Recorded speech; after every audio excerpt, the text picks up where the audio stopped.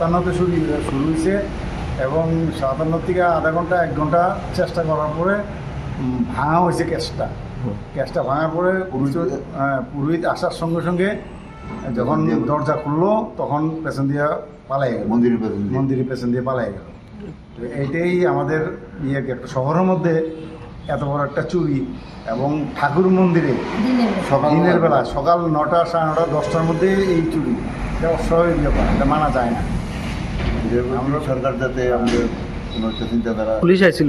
Police আইছিল, আইসে report লিখে লেগে গেছে এবং কইছে তদন্ত করবে, এতটুকু বাস। আপনার বিষয়টা এইটাই কি এরকম ঠিক না, একটা মন্দিরের মধ্যে ধর্মীয় স্থানে চুরি করাটা আমরা ভালো লাগলো না চোখে।